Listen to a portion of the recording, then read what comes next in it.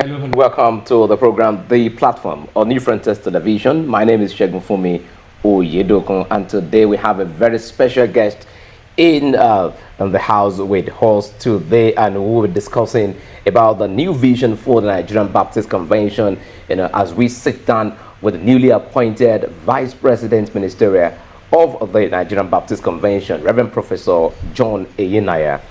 All right, now who he is, let's talk about a brief profile of who Reverend Professor Enyinnaya. He's a man that has an extensive academic and ministerial background. He holds a Bachelor of Arts from the University of Ibadan, also a Bachelor of Theology and Master of Theology from the Nigerian Baptist Theological Seminary, Ogbomoso, and he holds a PhD in Systematic Theology and the New Testament Language and Literature, to name just a few of his achievements.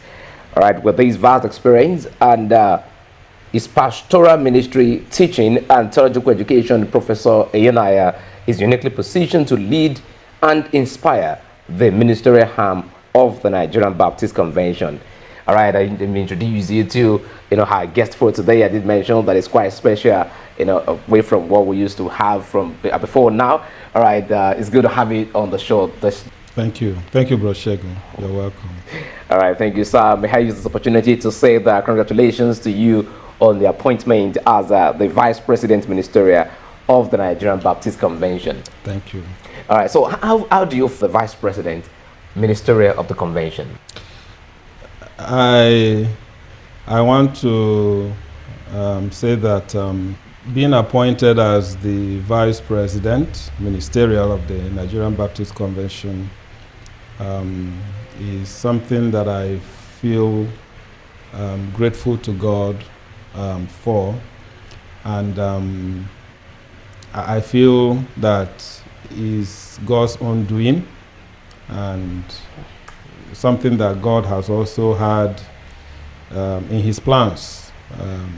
I believe He has prepared me for this, and I'm grateful to God and to the generality of the Nigerian Baptist Convention for the opportunity to serve. You mentioned that God has prepared you to be in this position. Now, could you please share with us some of those key plans and priorities for the Nigerian Baptist Convention when it comes to the ministerial arm of the convention? The Nigerian Baptist Convention is a great Christian organization. The last convention, we celebrated our 110 years anniversary, and that is as a convention.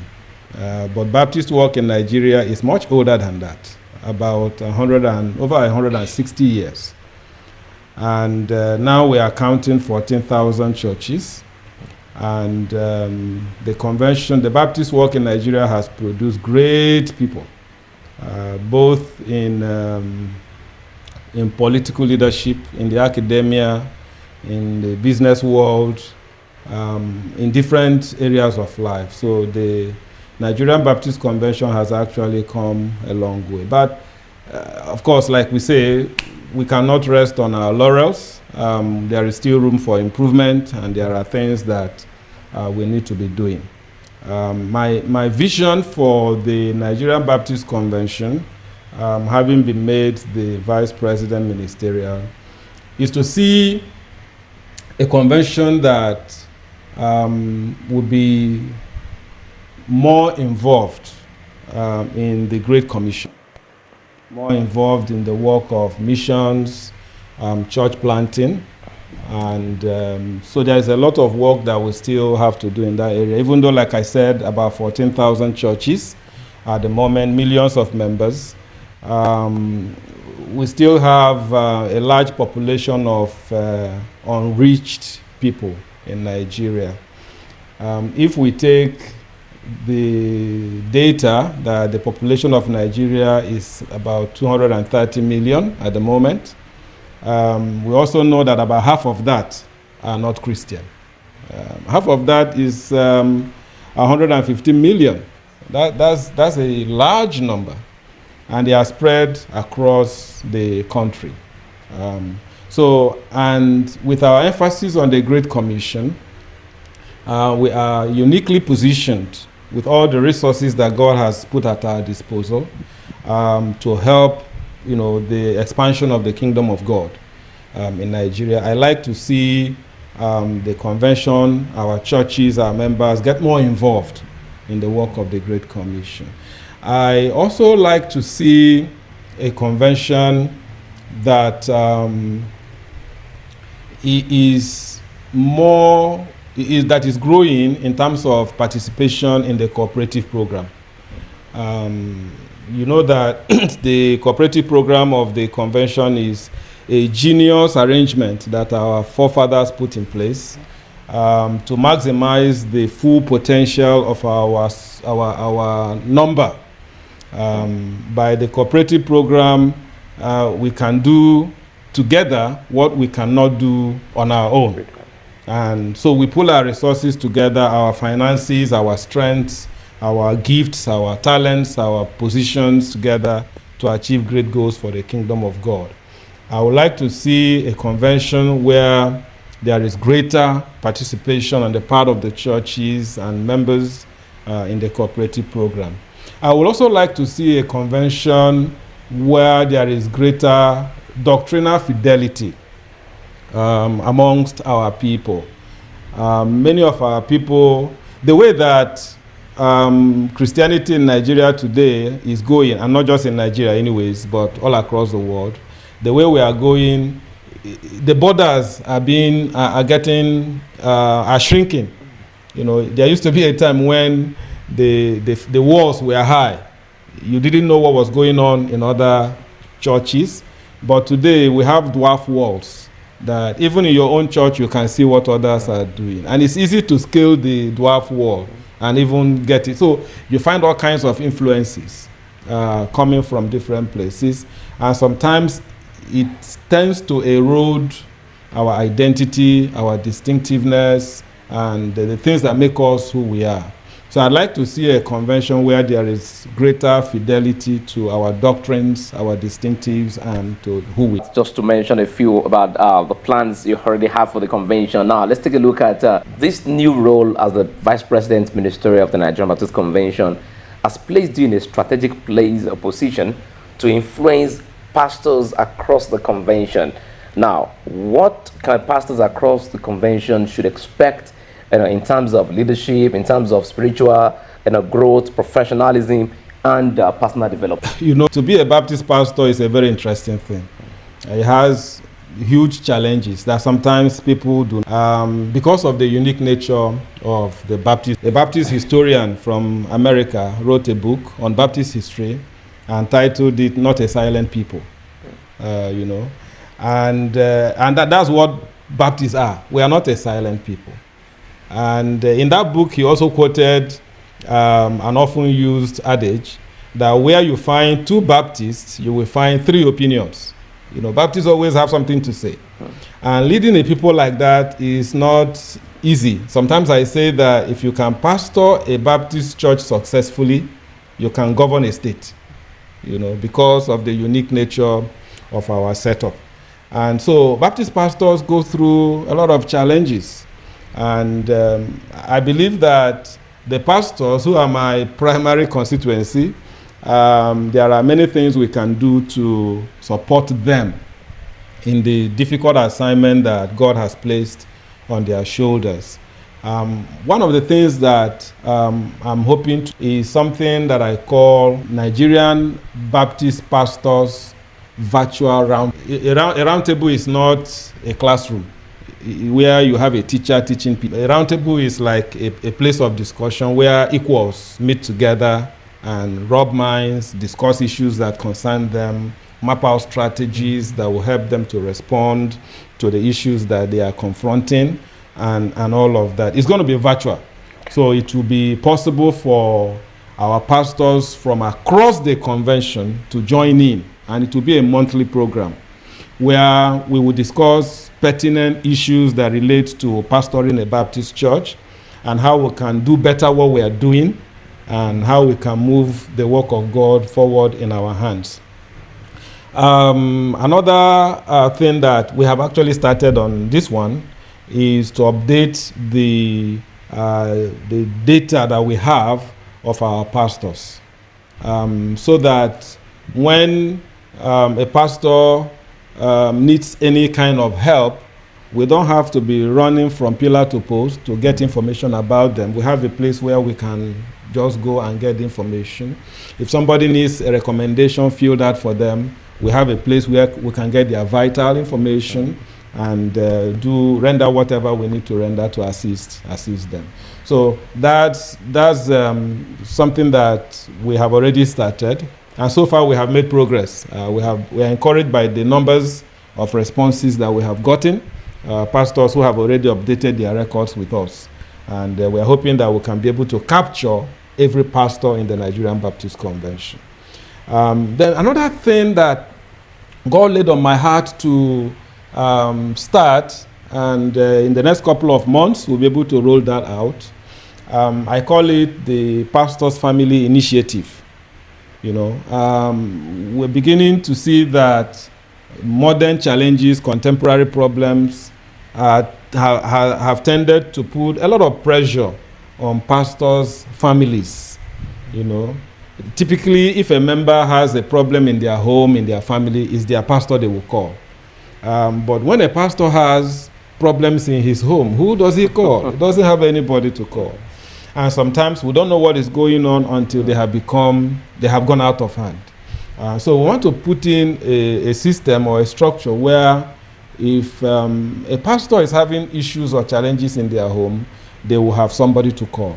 We're putting together a team of experienced counselors, pastors at different locations who will be our legs and hands to minister to pastors in their times of need. Before the problems blow up, nobody even needs to hear about it. The problem will be tackled, nipped in the bud, and solution. All right, now can we say that some of these things that you've highlighted, you know, were part of the experiences that you've gathered, you know, being the one-time rector of the BCT Obinze and as the dean of the postgraduate? Oh yeah, exactly. Because in positions I had to deal with pastors, you know. At the college, at the Baptist College of Theology, my students were student pastors.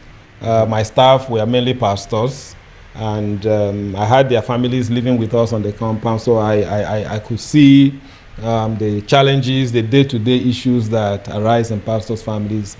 And as dean, I had the opportunity to do, you know, that people that come for postgraduate studies are people that are already pastoring. So they are all married with children, and sometimes we are called upon to assist them with issues that are going on. And then between my appointment and my resumption, I even became more alarmed at the number of cases and calls that I received having to do with pastors, families, and issues and problems and challenges. And so I started asking myself, do we have to wait until it becomes a problem? We don't have to. We can be proactive, and we can set up a structure that can help to respond to those issues, take care of them before they become a problem.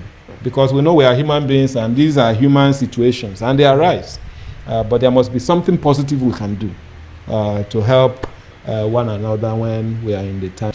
All right, now let's talk about you when being a one-time rector and dean, and you were deeply involved in theological education. Now, how do you plan to use this experience to enhance the quality of training and leadership among Baptist pastors of the Nigerian Baptist Convention? Thank you very much. Yeah, when we're talking about pastors, like you rightly pointed out, there are two sections of them, those in training and those on the field.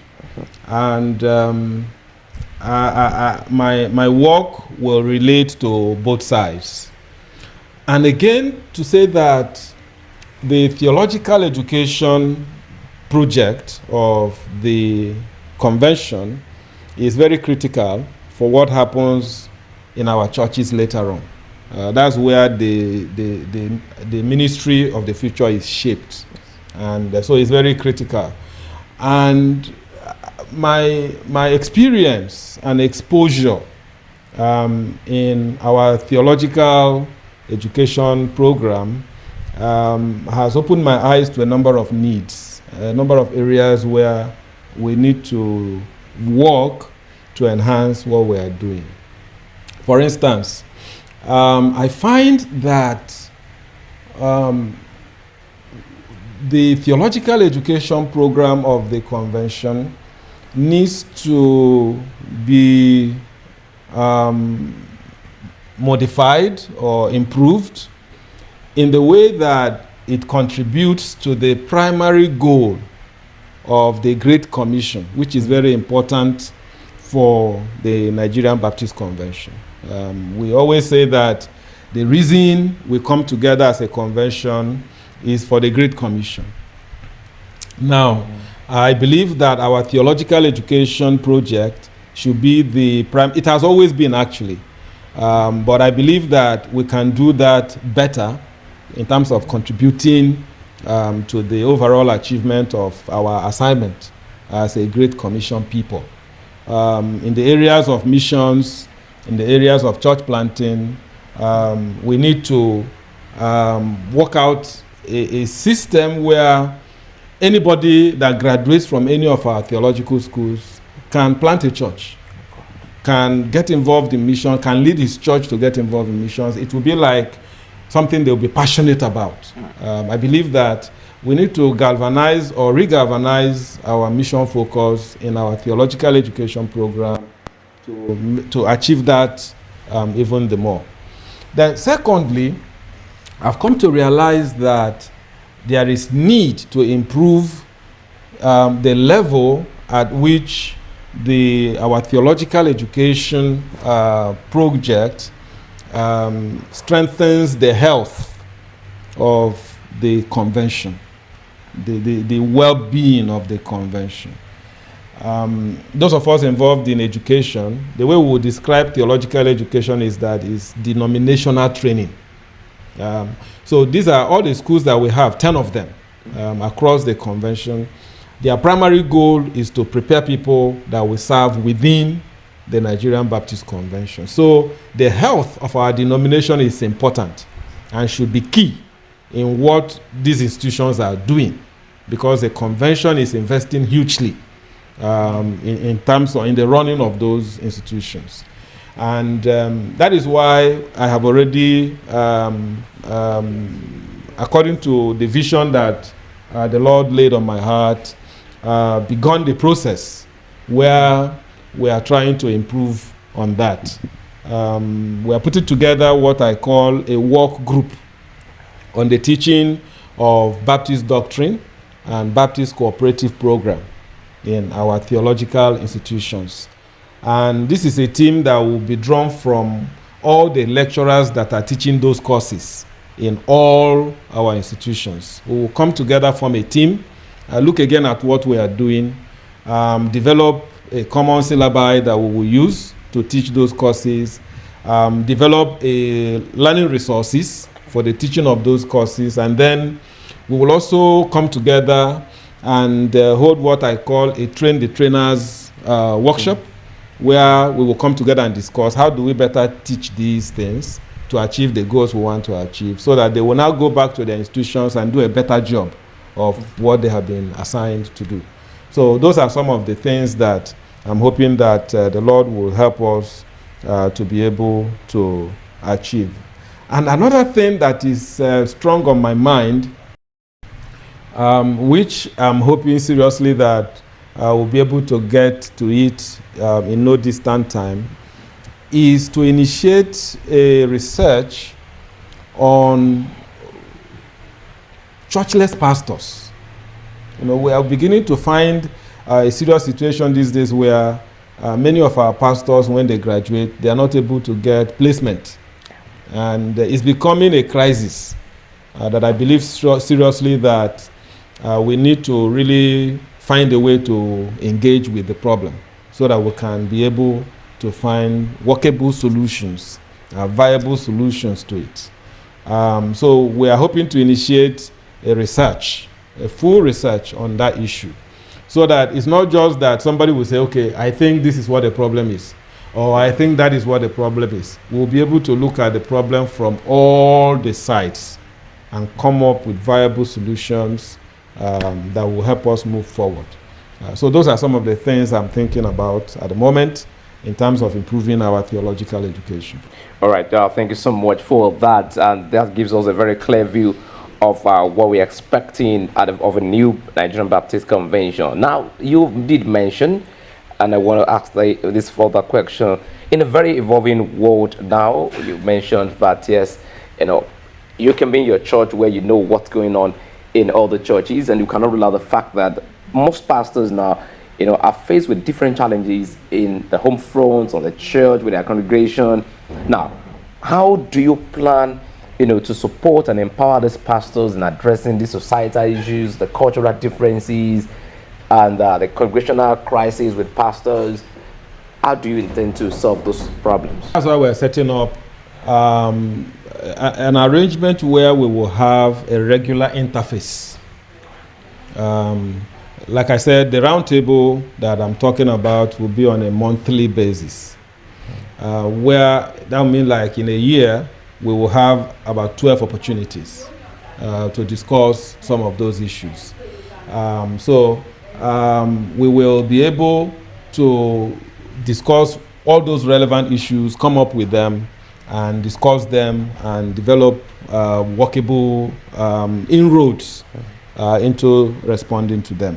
I'm going to lead some of the sessions, then we will invite other experts to also lead some of the sessions that may have to do with personal development, ministerial improvements, responding to societal issues. How do you go about when this happens, when that happens, what should we do? How do we grow our churches? How do we lead our churches from where they are to where they need to be? It will be very specialized, and we're hoping that it will be also very fruitful for our pastors through that exercise. All right, now in the course of our conversation, you did mention that one of the visions that you look for is to strengthen the cooperative program of the Nigerian Baptist Convention. Now, we know that the theological training is important to you, and has been a bridge to you being the vice president ministerial now, looking at where you are coming from. Now, how do you plan to synthesize the pastors who are in training to have a better understanding of this cooperative program, so that when they get on the field, it becomes a practical attitude for them? That's the primary goal of the work group that we are putting together. Because I believe that, of course, I've been an insider, and I already know what some of the weak points are in the way that we have taught those specialized courses hitherto. I will not be able to even say them publicly, but what we are going to be doing, like the step we want to take now, will address some of those weak points or weak links in the work that we are doing. Because anybody that passes through a theological school of the Nigerian Baptist Convention should be so conversant about Baptist doctrine.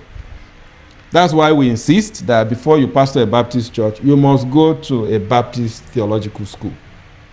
So anybody that passes through a theological school should be able to be conversant with Baptist doctrine, understand it, be able to teach it, be able to explain it, and be able to defend it.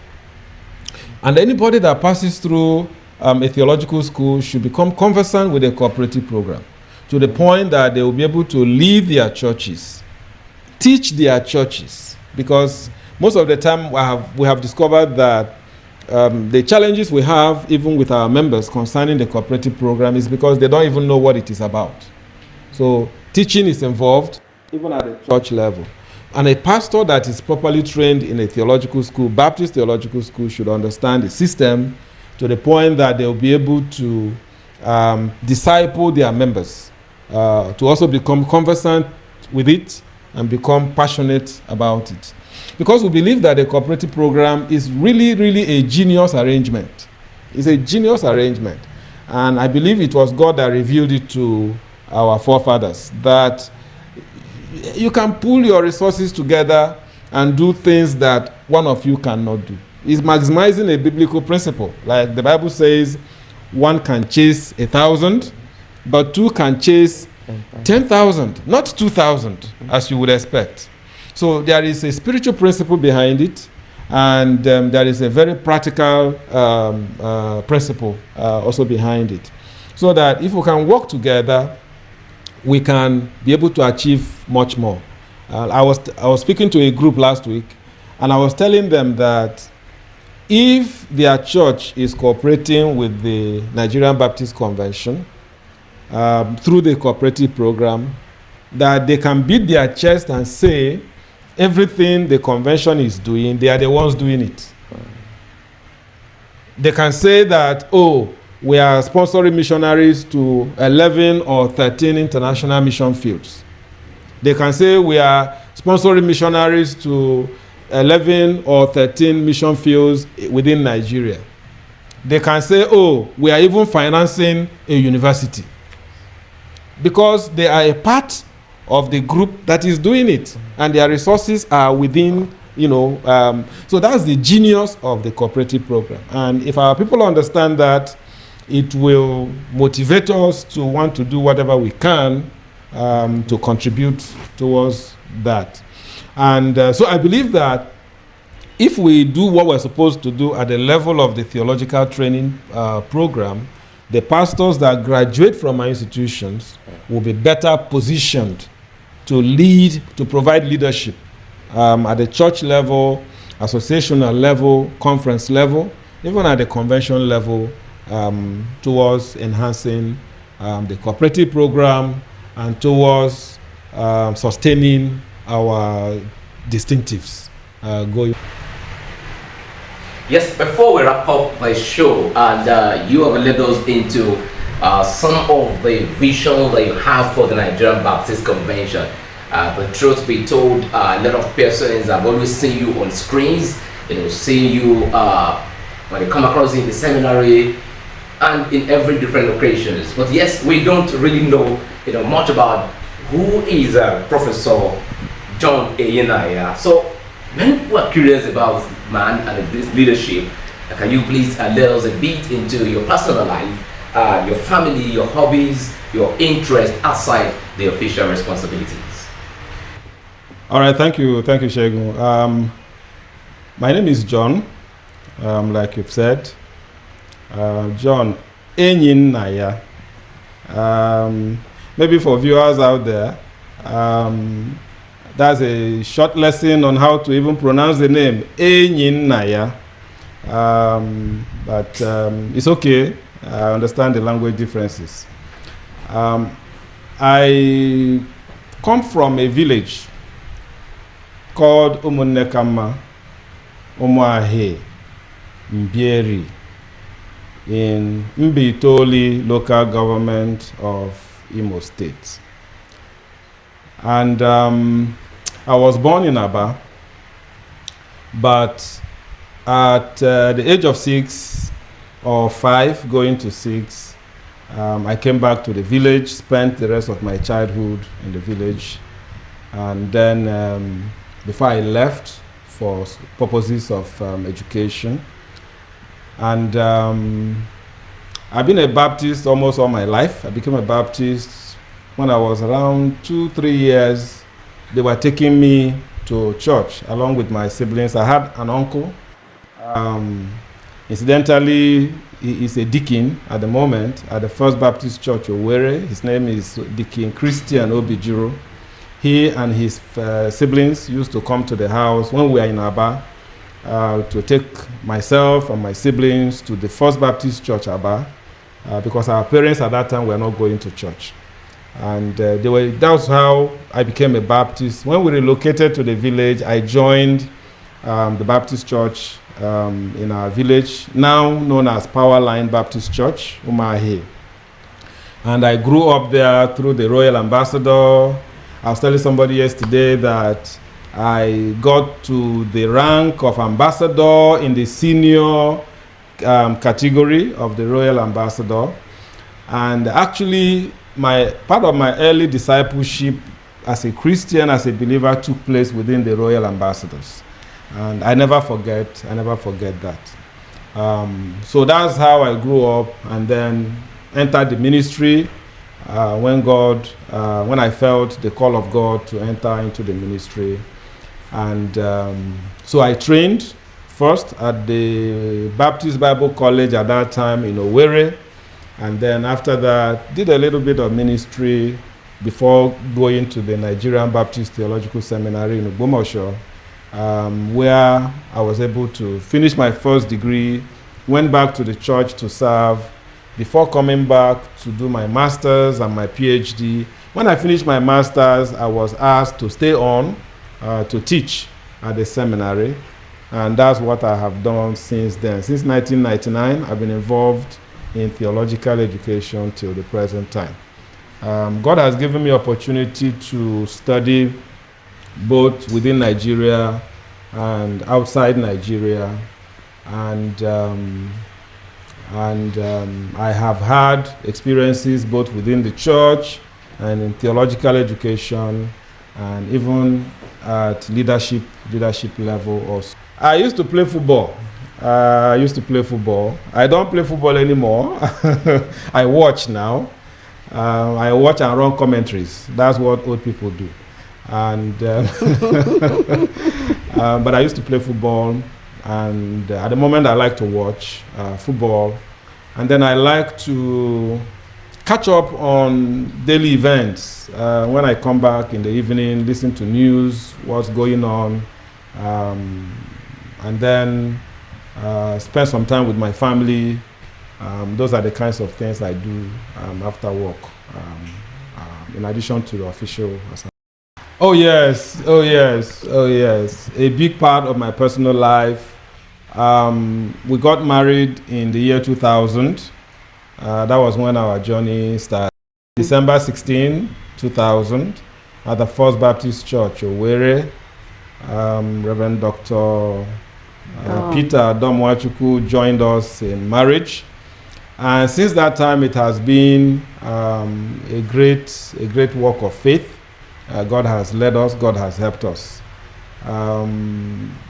Through the times of little beginning to where the Lord has brought us now. My wife, Olivia, has been a big part of my life, a big part of my success. I tell people that I perhaps would not be where I am today because without her. Without her support, without her help, and without her urging me on. There's a story I normally share, because some people will ask me, you were a rector for 10 years, and immediately you finished being a rector, you became a professor. How did you do it? How did you manage to find the time to be researching and writing while you were doing administration and leadership at that level and all of that? Well, I say the secret is my wife, because she gave me the opportunity and support that I needed.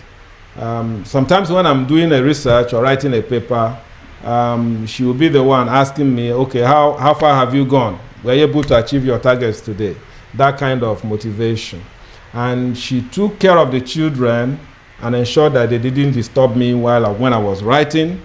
Sometimes she would serve my breakfast on my writing table, serve my lunch on my writing table, and even bring me fruit and snacks while I'm writing or working on my computer right there, because sometimes when I'm writing, I can sit on the table with the computer from morning till evening. I eat my breakfast there, I eat my lunch there, and so she provided me that kind of enabling environment that helped me to be able to achieve my dreams and my objectives. And that's why I say to people that perhaps I would not have been where I am today if not for her help and her support. So she's been a part of my story, a big part of my story. Well, it's been God. It has been God's grace, God's help. One of the things God has helped me with when we got married was to accept his responsibilities and accept him the way he is. Because when we got married, I noticed that he's a very focused person. And when he's doing something, he won't give any other thing attention until he is true, he is complete. He has completed the task. So initially it bothered me, but I just discovered that if I get so bothered about it, it's going to disturb me. So, and God, in His infinite mercy, as I was getting worried about it, helped me to look beyond it, and He also encouraged me to support His vision, support His all that He's doing. And ever since I did that, it has been God's grace, and I also started seeing results in what He's doing. So I had no option than to continue to, support His dreams, His visions, and His goals. And that has been the way I have overcome the challenge. And primarily, the work of a wife is actually to help, to support. So I also have to take care of the things that he's not able to do while he's at the forefront. And we have been moving on like that. All right, now he already has a greater responsibility. Yeah. Having to be the vice president ministerial. He's now the father of pastors, father of many people. Apart from where he is coming from. Now as the wife of the vice president, no longer the wife of the dean. Now, wife of the vice president ministerial of the Nigerian Baptist Convention. Now, how do you intend to balance the demands of this role? It's quite demanding. Demands of this role with your personal life and the family life. It's actually not too different from the work of a pastor that I met. The only thing that makes it different is that this time around he has to travel. Unfortunately for me, I've also been engaged. So the children are also grown. So all of us are now doing the work together. Unlike when they were quite young, when he was the rector, in fact, one of the good things he did for me was to teach me how to be independent. He taught me how to drive, so I could go to church with the children, church programs, so it was easy because he has to go with the driver, and I have to be the one taking care of, so many things. So now, yes, it's challenging, but it's not too different from the minister's assignment. But I also think that this time around, I need to pray more for him. I need to spend more time asking God to give him grace, give him wisdom,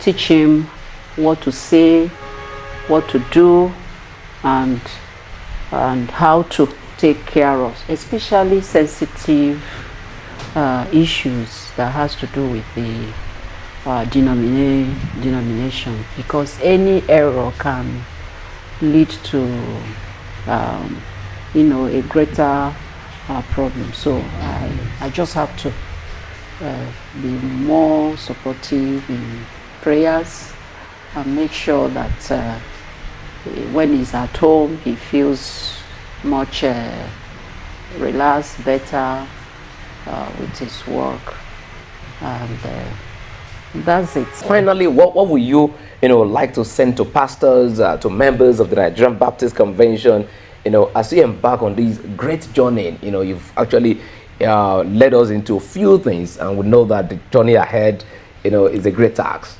So what will be your word to the Nigerian Baptist Convention and pastors who are rightly watching us? Thank you very much. My word to all our brothers and sisters, pastors, members, will be to say, hey, God has given us a great treasure, the Nigerian Baptist Convention.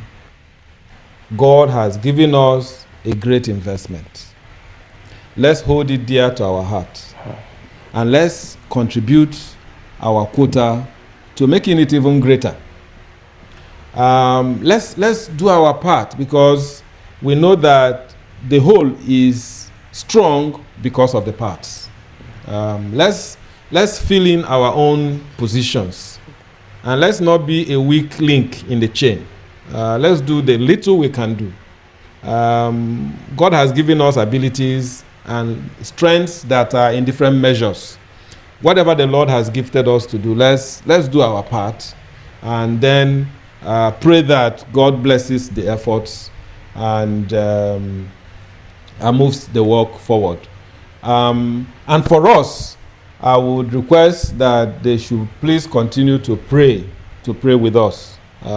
Pray for us, pray along with us, and reach out when they have any insights as to how the work should move forward. They should feel free to reach out. We want to hear from them. We want to hear what the Lord is also laying on their heart, so that we can also combine all of that with what we have also observed and what the Lord is leading us to do, so that we can all be on the same page in terms of the work I believe God has committed into our hands. All right, thank you so much, Professor Enyinnaya, for taking time to share your vision with us and the heart that you want to serve the Nigerian Baptist Convention. And we do appreciate and look forward to seeing great changes with your leadership skill and also shaping the future of the Nigerian Baptist Convention. And to our viewers out there, I want to say a very good thank you so much for joining us on platform this day. Remain blessed until next time. I'll see you soon. My name is Segunfunmi Oyedokun.